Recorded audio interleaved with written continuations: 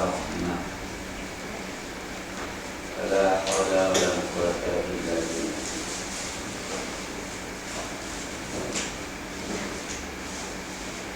Alhamdulillah wa syukurillah. Qala Allah Ta'ala Walladina yu'minuna wal mu'minati min ghairi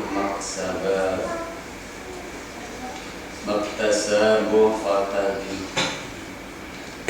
tamalum wa isman mubin.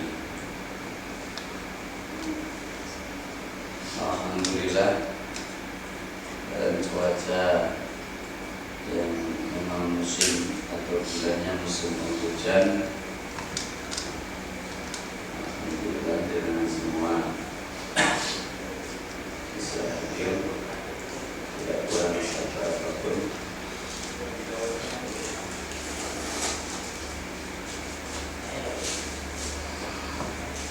Sebagai memenuhi rutinitas kewajiban kita sebagai umat Islam untuk mencari ilmu, karena ilmu itu yang menuntun benar tidaknya kita hidup di dunia maupun di akhirat. Tanpa ilmu belum tentu kita hidup secara lahir batin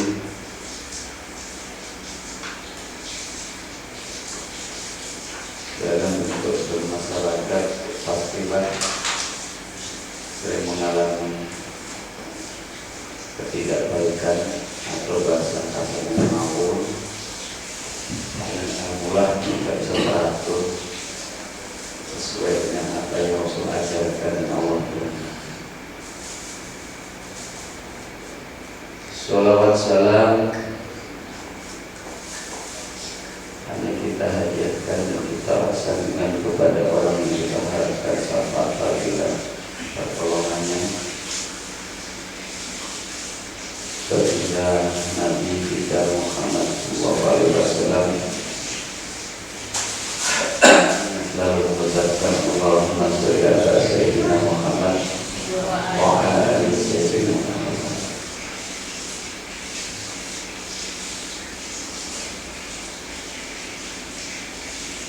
Dengan ilmu pula lah kita akan mengetahui mana yang benar, mana yang salah, mana yang hak, mana yang batil, mana yang halal atau yang haram, mana yang dilarang atau mana yang diperintahkan.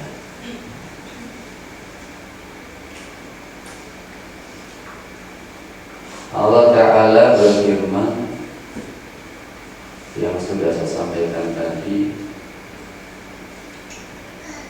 orang-orang yang menyakiti orang-orang yang beriman, baik laki-laki maupun perempuan, tanpa kesalahan yang mereka perbuat, maka sesungguhnya mereka telah memikul kebohongan dan dosa yang nyata. Itu yang dikatakan fitnah.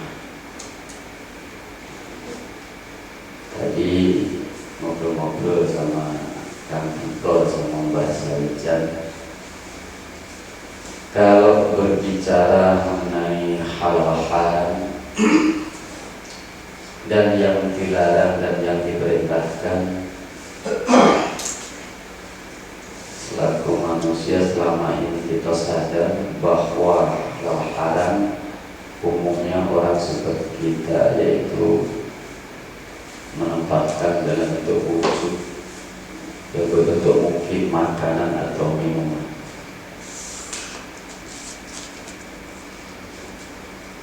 Kemudian mana yang dilarang dan mana yang diperintah, itu pun kemungkinan kita menggaris bawahi sebatas hanya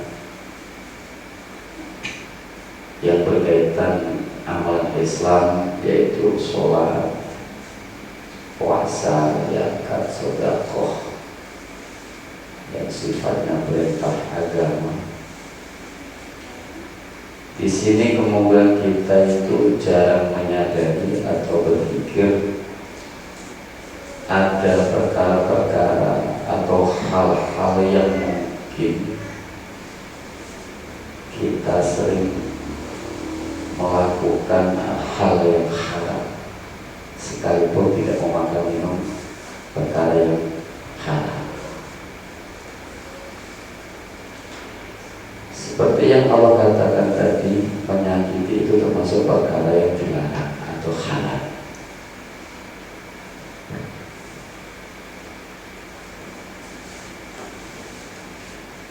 Kita jarang sekali sadar bahwa lisan kita ini kemungkinan setiap hari sering berkata yang Allah larang. Karena kemudian kita sudah terdoktrin atau pikiran kita sudah terpaku kalimat haram itu suatu perkara yang berwujud, yaitu mungkin makanan atau minuman, dan tidak berpikir bahwa perkataan yang sifatnya dilarang oleh Allah juga unsurnya haram.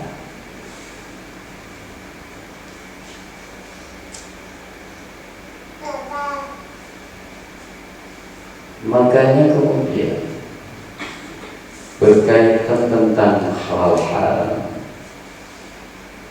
yang berbentuk mungkin binatang atau minuman-minuman keras,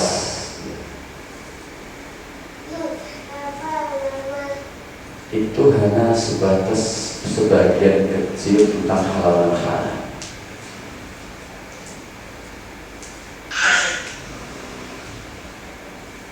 Kalau kemudian kita itu suatu perkara yang kelihatan saja tidak bisa membedakan bahwa makanan atau minuman yang di hadapan kita itu sifatnya halal atau haram, itu saja tidak bisa bedakan, kemungkinan secara keseharian kita juga tidak bisa bedakan mana saudara kita, mana musuh kita.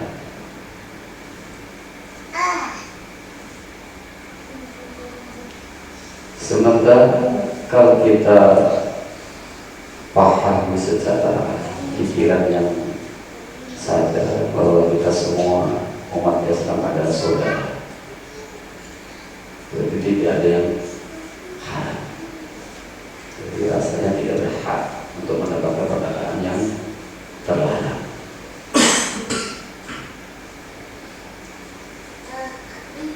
Bagaimana kemudian kalau lisan kita ini menyakiti orang-orang yang beriman, orang-orang yang percaya kepada kebesaran Allah, orang yang mematuhi perintah Allah, kemudian kita dengan ringannya seakan-akan tidak ada beban sama sekali untuk menyampaikan suatu kalimat yang di dalamnya ada unsur menyakiti. Kalau berbicara mengenai berkata-kata memang tidak ada beban sama sekali, tapi hal itu bukan berarti tidak ada kerugian atau larangan. Bahkan di sini Allah mengatakan orang yang menyakiti orang-orang yang beriman, baik laki-laki maupun perempuan, tanpa kesalahan yang mereka berbuat, maka sesungguhnya mereka telah memikul kebohongan dan dosa yang sangat nyata. Kemungkinan hal ini kita selama selaku manusia awam tidak terlepas dari kalimat memfitnah.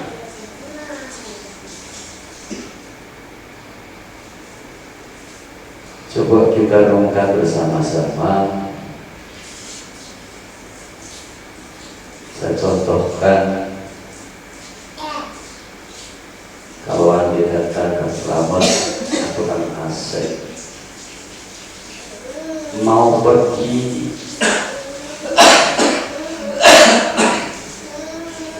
silaturahmi ke tempat saudaranya dengan membawa tampilan yang bagus, baju yang bersih,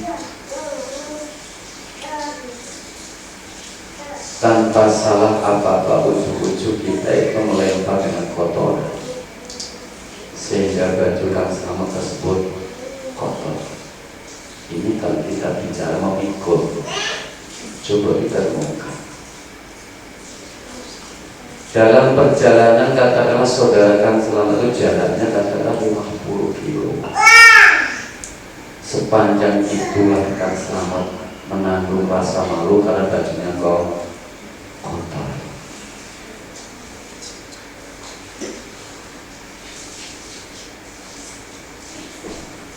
Sepanjang jalan orang menggunjingkan Kang Slamet yang kurang baik, baju kotor beribadah dipakai. Ini barang itu Kang Slamet kena beban mental.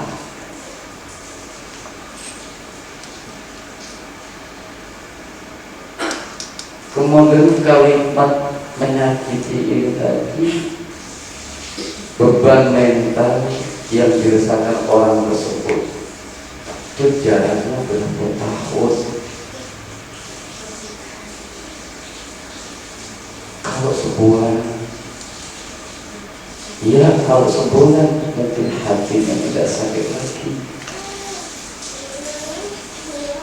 Otomatis orang yang kita sakiti tadi, yang seharusnya dia berumah tangga itu normal, yang seharusnya bertetangga atau bermasa itu normal, yang seharusnya bekerja dia itu normal, yang seharusnya dia sholat atau ibadah normal, kemungkinan karena kita menyakiti jadi tidak normal rumah tangganya. Otomatis ada suatu kecacatan yang didapat kalau kita menyakiti seseorang. Andai kata kemudian sakit hati yang kita lemparkan kepada orang tersebut menyebabkan rumah tangganya kacau, siapa yang nanggung? Siapa yang ikut beban itu? Kita yang menyakiti.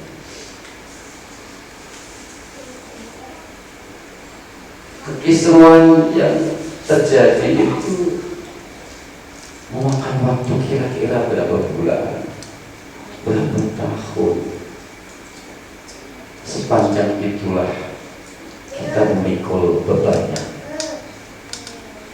beban dari kisruh rumah tangganya, beban dari bermasyarakatnya, beban dari mungkin ibadah sholatnya, atau beban dari pekerjaannya, terganggu semua. Karena apa? Menyimpan kecacatan sakit hati yang kita lemparkan. Siapa yang menanggung? Siapa yang memikul? Baru tentu yang memikul dan bertanggung jawab segala dosa di kebohongannya adalah orang yang melemparkan sakit. Ini yang perlu kita rasakan.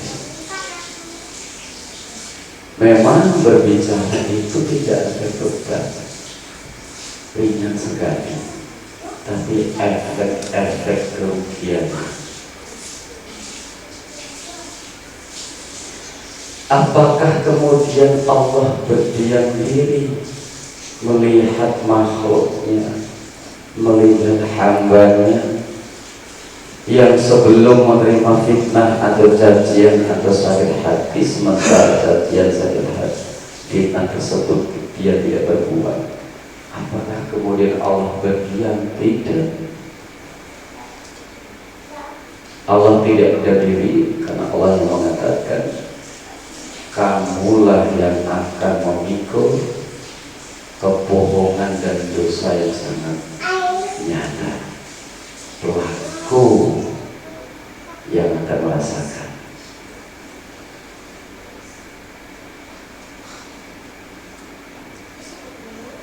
Sementara dengan dosa-dosa atau kesalahan kita, keharaman yang kita lakukan tadi,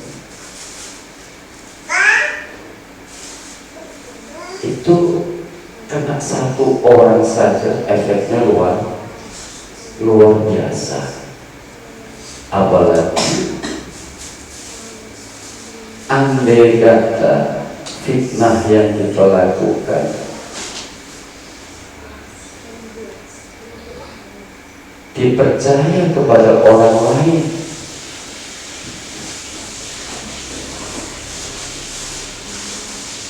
didengar orang lain, kira-kira pelaku utama bebas tidak dari beban manusia? Tidak.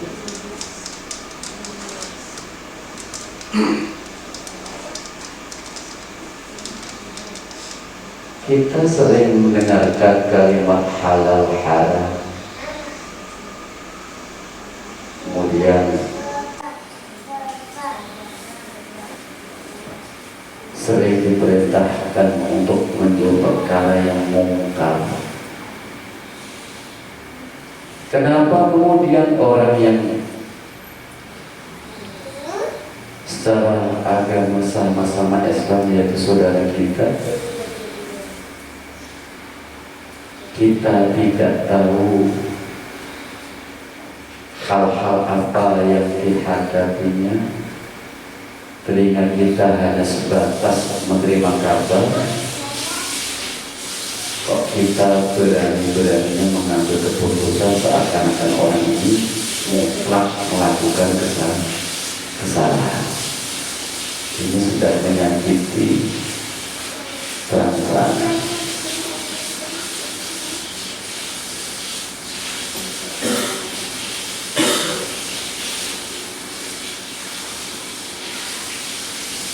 Kalau seperti itu, lesan yang sering kita pakai menggunjingkan atau menyakiti orang lain yang tanpa salah, pantaskah kalau berdoa Allah kabulkan?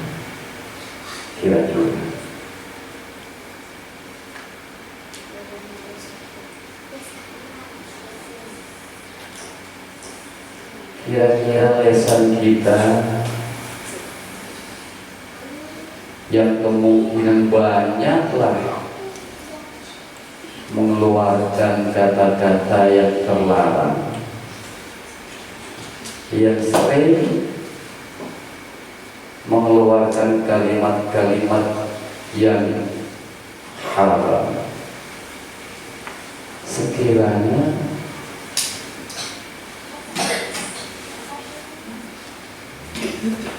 apakah kemudian saat kita memohon kepada Allah,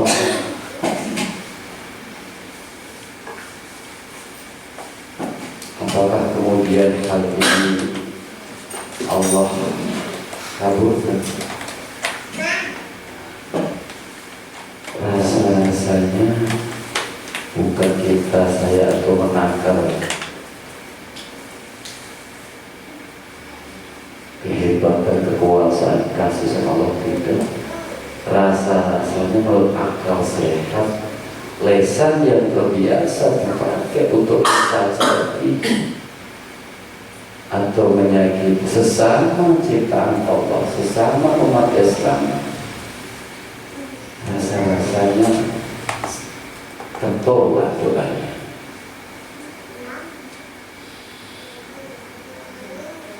Kita sering minuman keras haram, ya, binatang, babi, mungkin anjing, yang lain-lain yang sama-sama kita ketahui itu haram. Tapi kenapa kita tidak pernah berpikir bahwa berkata-kata yang dilarang oleh Allah yang di dalamnya menyakiti orang lain itu juga termasuk golongan haram karena dosa. Ini bab yang kita bersama-sama kita renungkan, karena Allah mengatakan jelas di sini. Kemudian Allah mengatakan lagi, wa qala ta'ala fa amma yatima fala tanhar wa amma sa'ila fala tanhar. Adapun terhadap anak yatim, maka janganlah kamu berlaku sewenang-wenang, dan terhadap orang yang meminta-minta, maka janganlah kamu menghadiknya atau mengejeknya. Di zaman yang sudah tua begini ini, Pak Bu, kita sama-sama tahu hukum Allah itu dikalahkan dengan hukum kematerian. Hukum material. Orang yang materialnya banyak, sesalah apapun anggapannya benar. Ya, betul itu kira-kira. Sampai kalah hukum Allah. Dianggapnya yatim atau yatim piatu atau fakir miskin itu dipandang bukan manusia atau ciptaan Allah, sehingga gampang sekali lisan kita itu keluarkan kata-kata yang sangat merendahkan derajat selaku manusia. Allah saja tidak pernah merendahkan derajat ciptaan, kecuali orang yang dengan jelas dan terang-terangan melanggar aturan-aturan Allah. Makanya kemudian kita jangan kaget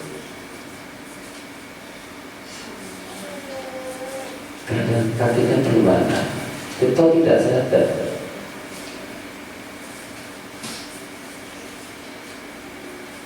Orang yang meletakkan seakan-akan material itu lebih tinggi derajatnya, itu dipastikan orang tersebut itu terpijak, teraniaya dengan material itu sendiri. Seakan-akan kalau mungkin hartanya sedikit, itu hidupnya itu tidak senang, seakan-akan tidak selamat. Itu otomatis derajat material lebih tinggi daripada manusia. Memang isi dunia itu penting. Ya, kita diperintahkan mengolah, mengambil sebanyak-banyak mungkin harta benda di muka bumi dengan cara yang benar.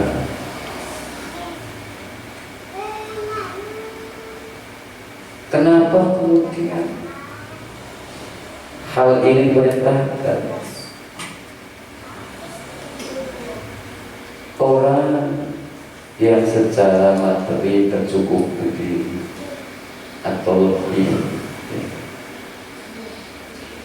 itu pada dasarnya harta yang banyak itu diperintahkan untuk menjaga atau mengawal keislaman kita, bukan untuk dijadikan atau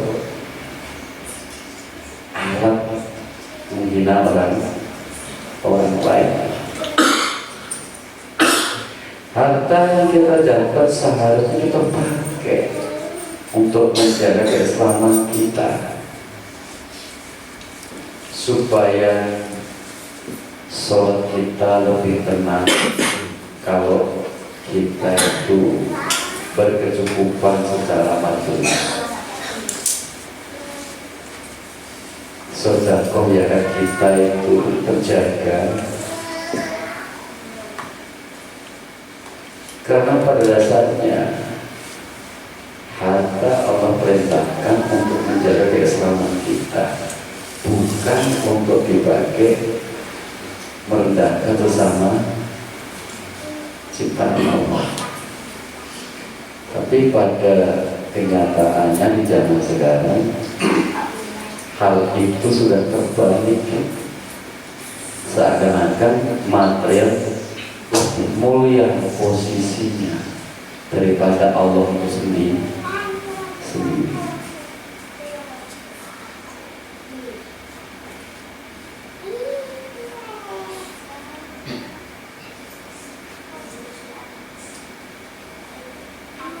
Makanya kemudian Rasul menjelaskan di sini melalui sabdanya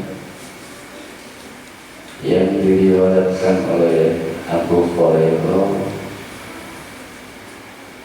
barang siapa yang memusuhi kekasihku, maka aku menyerahkan perang kepadanya.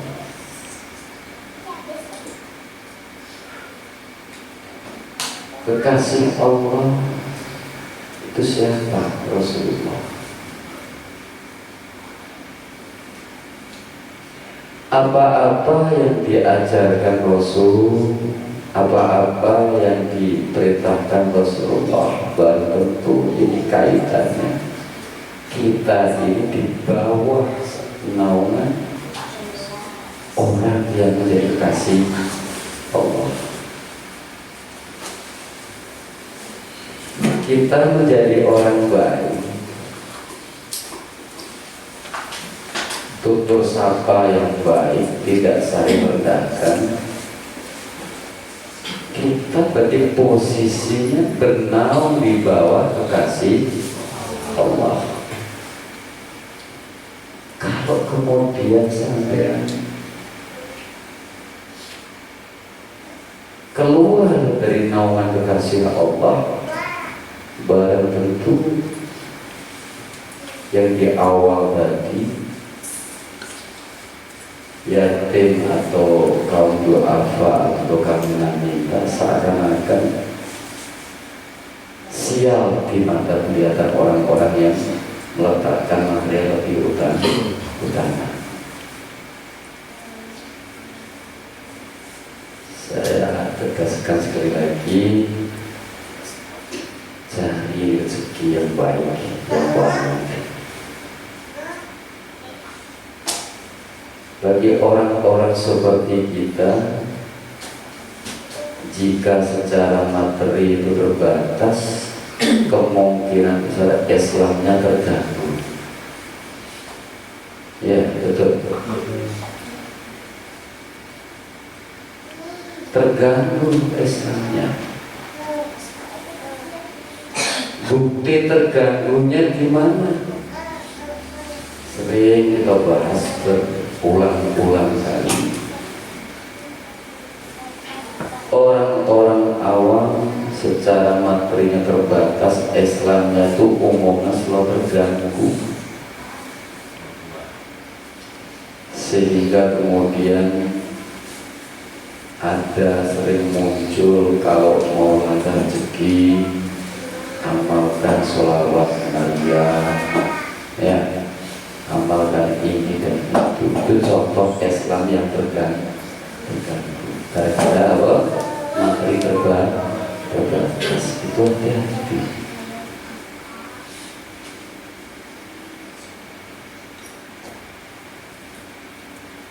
Nah, di sini syukur alhamdulillah. Coba kita memahami kematerian itu. Tak contohkan begini. Kalau kita itu bahasanya uang pas-pasan, tapi kalau hujan, kemudian bisa betul tempat yang bagus, itu enak tidak ya? Daripada orang yang uangnya banyak pas hujan tapi tidak bisa berteduh. Artinya apa? Kalimat cukup itu bukan ukuran pikiran manusia.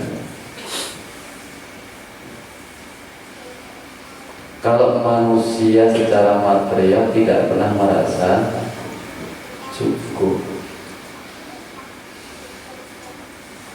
Ukur kecukupan apa yang kita punyai sesuai apa yang Allah harapkan, inginkan. Maknanya apa?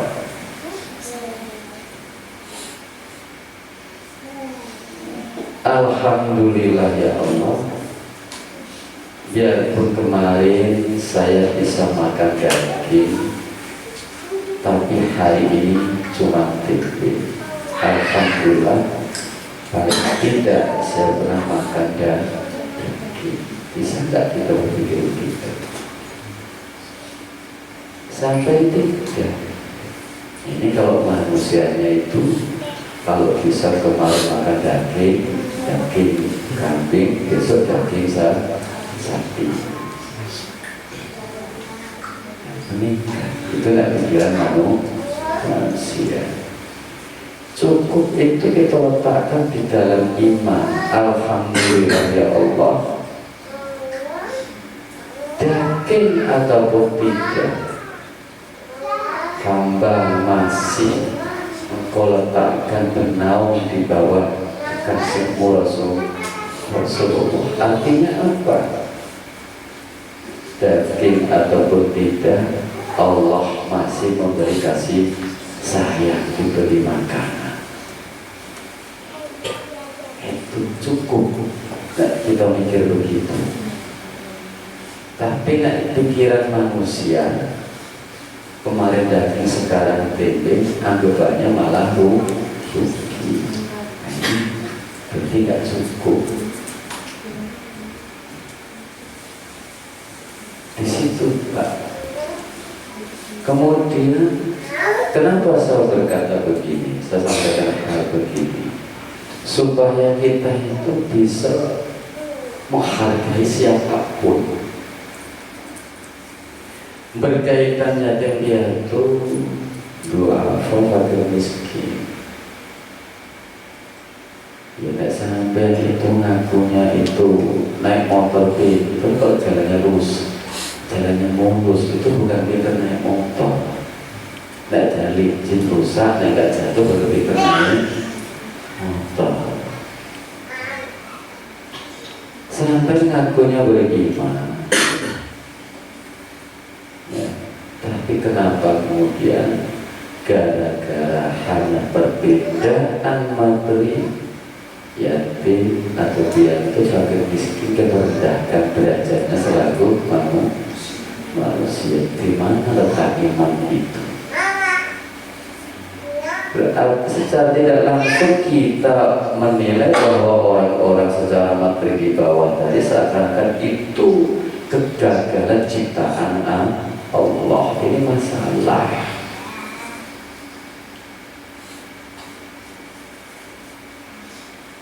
Jelas. Nah, kita menilai orang yang secara materi di bawah atau mungkin secara pekerjaan di bawah, kok penilaian kita negatif atau jelek, seakan-akan Allah cacat menciptakan kesempurnaan di muka bumi. Iman sampai di mana letaknya? Sama kembali ke firman Allah yang di atas tadi. Kalau seandainya punya beriman kepada Allah, kok sesama Islam kok menyakiti? Seakan-akan orang yang kita sakiti itu musuh, seakan-akan bukan ciptaan Allah. Di mana letak iman kita? Ya, kalau beriman kepada Allah, akui seluruhnya itu ciptaan Allah. Mau hitam, kuning, hijau, kecil, besar, miskin, kaya, miskin, semua itu desain Allah. Semua ada maksud dan tujuan kenapa Allah menciptakan seperti itu. Karena kan sering kita itu meletakkan kehidupan kita dalam keseharian tadi, memakai tadi pemikiran yang berpihak dan berbenar, tidak mau merenungi tentang Allah, bahwa Allah itu punya sifat maha besar. Terserah Allah itu mendesain makhluknya kayak apa, itu urusan Allah. Hak kita mengakui bahwa itu ciptaan Allah, tidak ada hak untuk mencela atau menyakiti. Makanya kemudian orang yang selalu menjaga sikap dan lisannya, alhamdulillah ya Allah, berdoa bersyukurlah kita dengan di zaman yang seperti ini. Engkau mempercayakan kenikmatanmu kepada hamba-hamba bisa bernaung di bawah naung kekasihmu Rasulullah. Makanya orang yang berbuat baik, tegur sapa yang baik, menilai semuanya dengan cara yang baik, dia bernaung di bawah kekasihnya Allah itu Rasulullah.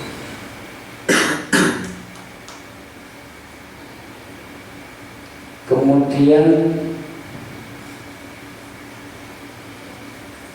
Rasulullah SAW juga menyampaikan sabdanya yang hal ini diriwayatkan oleh Sa'id bin Abu Waqqas radhiyallahu anhu,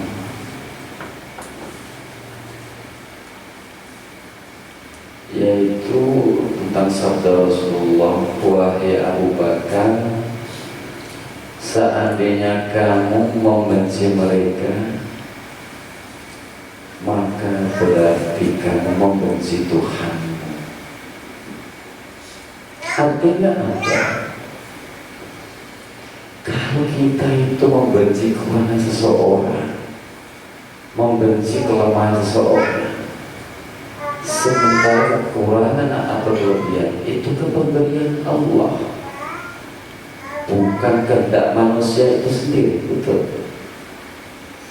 Kalau kita membenci kekurangan seseorang, ya, kelemahan seseorang, berarti kita membenci kepada sama yang menciptakan. Siapa yang menciptakan? Berarti Allah.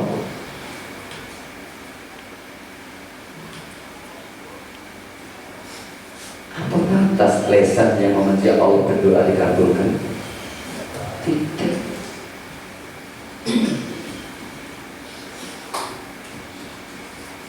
Ini Pak Bu yang jarang sekali terlintas di pikiran kita, seakan-akan hal haram sebatas wujud makanan dan minuman, seakan-akan suatu perkataan tidak ada unsur halal haramnya.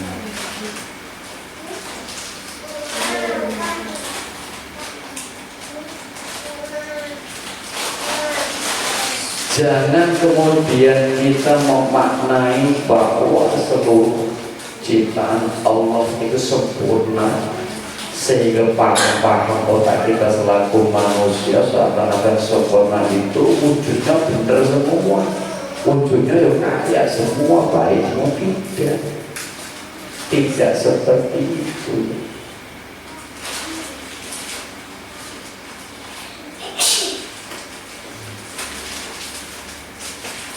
Ya. Kira-kira seperti kalau kita pernah berlaku seperti itu.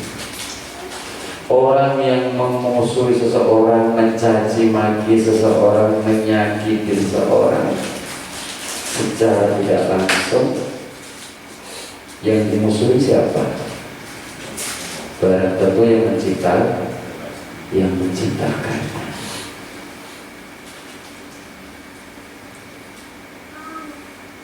Karena apapun yang terjadi dalam kehidupan manusia di dalam dunia ini, semuanya Allah yang atur, bukan bukan kehendak pribadi makhluk itu, tidak. Apalagi berkaitan ada fakir dan miskin, para kaum du'afa atau yatim dan piatu, itu semuanya aturan Allah. Allah yang mengaturnya. Tidak ada hak kita untuk memusuhi atau mencari atau menyakiti. Di sini Rasul mengatakan jelas sekali, wahai Abu Bakar, seandainya kamu membenci mereka, maka berarti kamu membenci Tuhanmu. Bayangkan Pak Bu, jika kita menyakiti, kita membenci berarti. Orang yang miskin kita benci, sementara itu kan minta-minta. Setelah ekonomi di bawah, kok kita musuh, kita sakiti, kita kata-katain. Hal ini Rasul mengatakan berarti kita bermusuhan langsung dengan penciptanya, yaitu Allah Subhanahu wa Ta'ala. Kalau sekiranya kita berlaku seperti ini, lesan atau hidup yang kita pakai semua tentang Allah, kok kita pakai membenci yang menciptakan kita? Apa doa jenengan itu kemana arahnya? Di sini.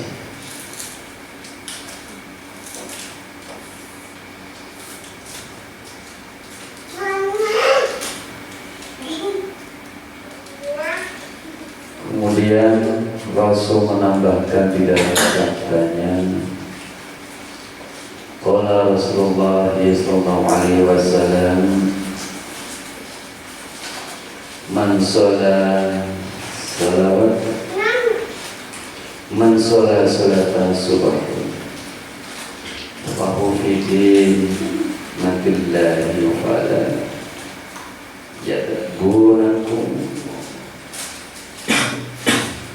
Allahu min dimmatihi bisyai'in fa innahu man yadluku min dimmatihi bisyai'in yudrikuhu summa yagubuhu ala wajhihi binari jahannam. Ini hadis atau sabda Rasulullah yang diriwayatkan dari Jundub bin Abdullah bin.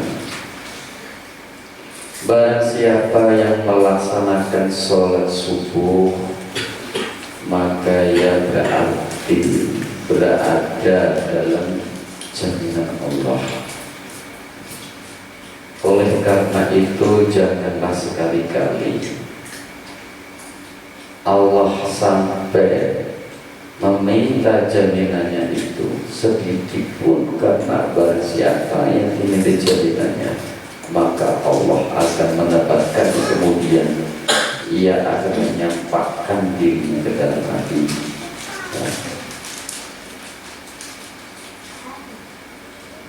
Saya pikir hal dalam hadis ini sering terbahas.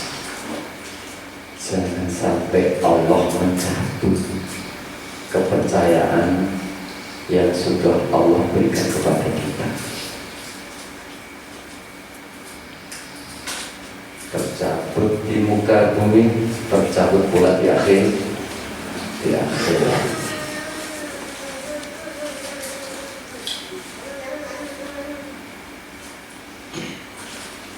Makanya kemudian sholat 5 waktu umumnya yang paling berat yaitu sholat subuh. Allah tidak pernah berat sekali di saat kita minta. Allah tidak pernah keberatan menuruti kehendak kita. Tapi kenapa kemudian kita memberatkan diri untuk melaksanakan perintah Allah? Yang saya singgung kerja 1 minggu minta gaji 10 sebulan. Itu merasa saya sholat subuh males, semua kepengenan lancar. Ini masalah.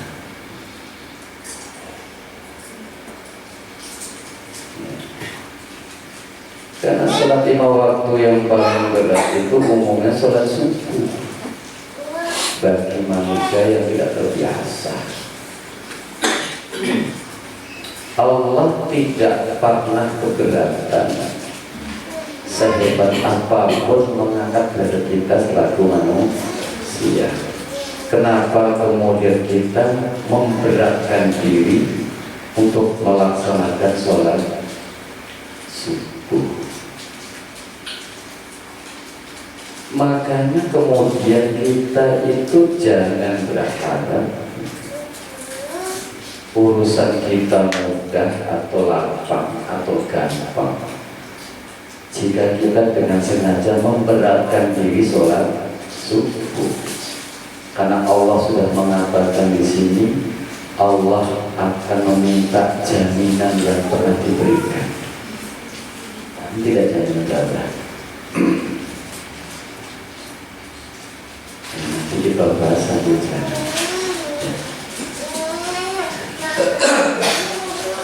Ini tadi kita bahas resmi. Ini kayaknya asik juga cepat aja, tapi ada yang hidup. Ya hidup kan ada sampai mati bulan.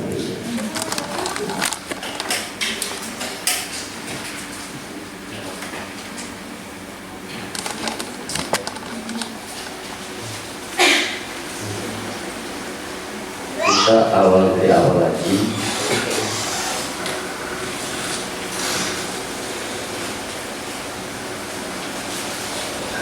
Orang yang menyakiti orang-orang yang beriman, baik laki-laki maupun perempuan, tanpa kesalahan yang mereka perbuat, maka sesungguhnya mereka telah memikul dosa yang nyata.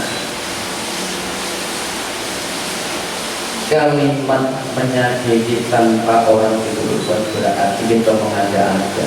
Artinya orang yang kita sakiti tadi tidak berbuat, artinya orang baik. Artinya apa? Dia lagi berlindung, lagi berjalan, lagi bernaung di bawah perintah Allah, lagi di bawah naungan Rasulullah. Hanya gara pemikiran kita berbeda, mungkin pendidikan kita itu tidak sama, ya kan, sifat mungkin tidak sama juga, sehingga kita kadang-kadang dengan ringannya kita itu mencaci maki atau menyakiti. Berarti tidak langsung kita memaksa orang itu untuk keluar dari wilayah kebenaran.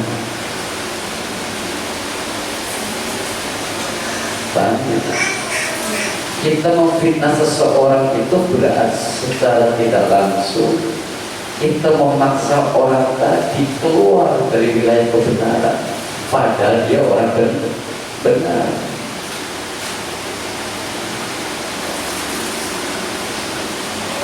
Coba kita renungkan bersama-sama dan kita bahas. Orang yang kita sakitin itu sendiri, dia kalau mungkin ketemu orang kayak saya, gak sampai 5 menit sudah hilang. Ketemu dengan Samuel, karena saya itu 4 tahun setengah gak hilang itu kan. Nah, itu beneran itu lewat pun rela ngumpul daripada nongol, ya. Jadi sakit hati yang kita lemparkan kepada orang tersebut itu tertanam mencacati lahir batinnya. Bayangkan Pak, cacat lahir batinnya. Pertanyaan, cacat itu sendiri sembuhnya berapa tahun, berapa bulan kita nggak tahu. Selagi orang tersebut menerima sakit hatinya, mengganggu ibadahnya, mengganggu hidupnya, mengganggu rumah tangganya, mengganggu bermasyarakatnya, Siapa yang menimbulkan dosa itu? Kita, karena kita yang melempar penyakit hati. Dosa jariyah jadinya. Nah sampai mikirnya amal jariyah terus ini masalah. Banyak kan sekali-kali dosa jariyah. Ini naik kerumpi dan kilo-kilo itu ibu biasanya hati-hati loh. Ini jadi sama suaminya, bang mau keluar dulu ya sama si A, hati-hati deh, mau nyetak kok disuruh hati. Ini ya, hati-hati loh bu ya. Jadi menyampaikan suatu kalimat kepada orang yang unsurnya menyakiti, berarti di sini kita mencari seseorang yang selama dia sholat otomatis sholatnya itu gak beres, gak bagus, gak normal. Mungkin kalau sholat ibadah dulu semua gak normal, otomatis tingkat keuntungannya juga tidak normal. Nah, tunggu nanti di akhirat. Kenapa kamu seharusnya sholat jamaah itu 27 derajat yang kamu dapat, kok tinggal 17, yang 10 kemana? Dibawa si Allah. Nah itu kamu tuh aturan sama anak istri kamu tuh ngomong, kenapa kok jadi ketus? Gara-gara sakit hati ya kita lemparkan ketus. Ditanya oleh Allah, kenapa kamu ketus? Apa penyebabnya? Si A ya Allah yang penyakit ke dalam hati saya. Terus begitu. Kita yang nanggung beban.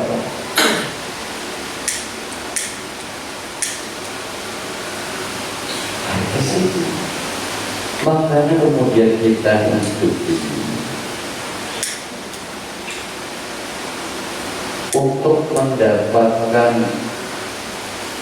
bahasanya tenang itu sulit, karena kita seringkali memproduksi kesusahan atau kesalahan,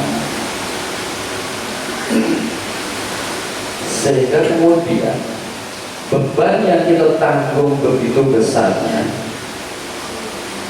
akhirnya jenengan itu nggak sadar setiap berdoa itu jenengan tuh ngeluhnya kepada Allah, saking nggak kuatnya. Ya Allah, ampuni dosa-dosa hamba. Ya, betul nggak kira-kira? Itu saking beratnya. Tidak perlu ngomong, Allah sudah tahu. Dan sampai banyak dosa. Gitu.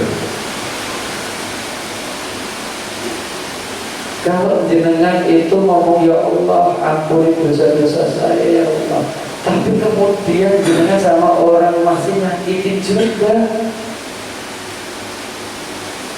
terus bikin kira-kira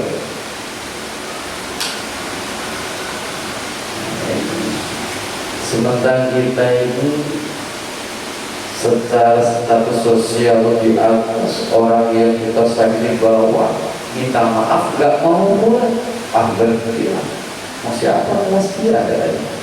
Nah ini yang masalah. Berarti apa? Seakan-akan Allah itu menciptakan makhluknya di muka bumi yang berbentuk manusia, orang yang miskin atau orang yang susah, seakan-akan cacat, seakan-akan tidak sempurna. Dan sampai berarti urusan sama Allah dari seperti itu berarti. Ini masalah. Ya, hati-hati Pak Bu ya. Lesan ngomong pun gak bayar. Jangan menilai bahwa hal haram sebatas minuman atau makanan. Perkataan kita ini mungkin ya banyaklah haramnya daripada apa yang kita makan kita minum. Betul.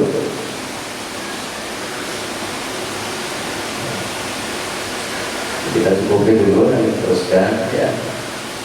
Karena saya itu kalau di bukti itu nggak bisa ceplos-ceplos, nggak enak nanti.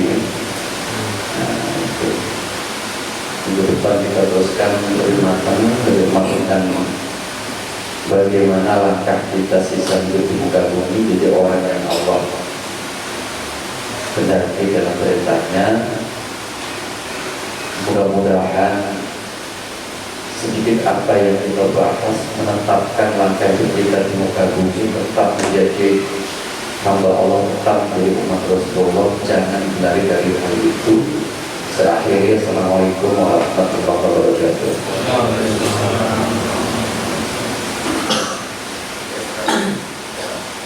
Nek masuk YouTube ya isi rokok nanti terus juga aja nek ngorden gak rokok itu boleh iso ada